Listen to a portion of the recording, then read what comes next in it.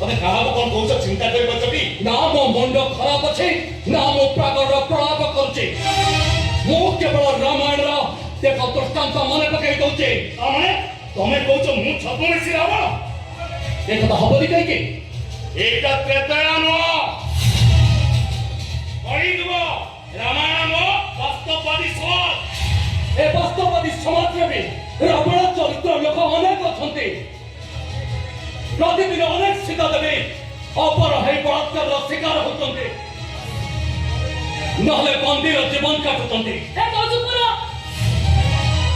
ବହୁତ କରି କହିଲଣି, ଖାଲି କଥା ତ କହୁନ। ସୌଭାଗ୍ୟ ବାବୁ ଅବିଶ୍ୱାସ କରି ଅପମାନ କରିସାରିଲଣି। ମୁଁ କହୁଛି ତମେ ତାଙ୍କୁ କ୍ଷମା ମାଗ। ମୁଁ ଭୁଲ କରିନି ଯେତେବେଳେ କ୍ଷମା ମାଗିବାର ପ୍ରଶ୍ନ ଉଠୁନି କହୁଛ। ମୋ କଥା ମାନିବନି ତ? କ୍ଷମା ମାଗିବନି? ଠିକ ଅଛି, ପ୍ଲିଜ ସାର୍, ତାଙ୍କ କଥା ଆପଣ କିଛି ଧରନ୍ତୁନି। ତାଙ୍କ ପାଇଁ ମୁଁ ଆପଣଙ୍କୁ କ୍ଷମା ମାଗୁଛି। ଆରେ ନାଇଁ ନାଇଁ, ତମେ କଣ ପାଇଁ କ୍ଷମା ମାଗୁଛ? କିଛି ବି ଆବଶ୍ୟକ ନାହିଁ। ମୁଁ ତାଙ୍କ କଥା କିଛି ବି ଧରୁନି, କାରଣ ସେବା ମନୋବୃତ୍ତି ନେଇ ମହତ ଉଦ୍ଦେଶ୍ୟ ରଖି ଯେ ସମାଜରେ କିଛି ଉଦାହରଣ ସୃଷ୍ଟି କରିବାକୁ ଆଗେଇ ଆସେ, ତାକୁ ଏମିତି ଆକ୍ଷେପ, କଟୁକ୍ତି ଆଉ ବଦନାମୀର କଥା ଶୁଣିବାକୁ ପଡିଥାଏ। ତେଣୁ ମୁଁ ବିଚଳିତ ନୁହେଁ। ଆପଣ ଆପଣଙ୍କ ସ୍ୱାମୀକୁ ଫେରି ପାଇ ସୁଖରେ ସଂସାର କରନ୍ତୁ, ଏହା ହିଁ ମୋର ପରମ ଲକ୍ଷ୍ୟ। ଶୁଣିଲ ତ, ବାବୁଙ୍କ କଥା ମୁଣ୍ଡରେ ପଶିଛି କି ନାହିଁ?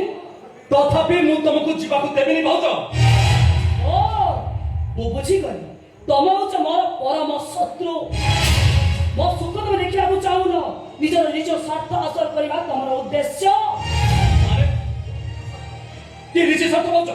ଭାଉଜକୁ ରକ୍ଷିତ କରି ଉପଭୋଗ କରିବାର ସ୍ୱାର୍ଥ।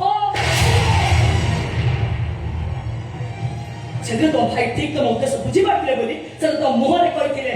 ଆଜି ମଧ୍ୟ ମୁଁ ଠିକ ବୁଝିପାରୁଛି, ତମ ଭାଇଙ୍କ ଉଦ୍ଦେଶ୍ୟ ଠିକ ଥିଲା। ଭୁଲ, ସମ୍ପୂର୍ଣ୍ଣ ଭୁଲ। ଯଦି ରାମାୟଣରେ ଲକ୍ଷ୍ମଣ କରିଥିବା କାମ ଠିକ ହେଇଥାଏ, ତାହେଲେ ମୁଁ ଭରତଙ୍କ ଆଦର୍ଶର ଅନୁପ୍ରାଣିତ ଏ ଶ୍ରୀକାନ୍ତ କେବେ ବି ଭୁଲ କରିପାରିବନି, କେବେ ବି ନୁହଁ। କଣ କହିଲ ତୁମେ?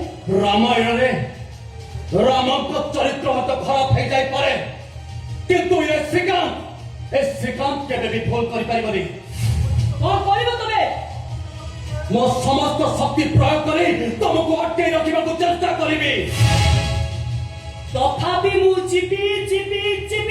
ମୁଁ ତମକୁ ଯିବାକୁ ଦେବିନି। ଜବରଦସ୍ତ ଲଟକେଇ ରଖିବ? ଜୋର ଜବରଦସ୍ତ ନୁହେଁ ଭାଉଜ, ଭାବର ବନ୍ଧନରେ ବାନ୍ଧି ରଖିବି। ତଥାପି ସେ ବନ୍ଧନକୁ ମୁଁ ଛିଣ୍ଡାଇ ଦେଇକି ଯିବି।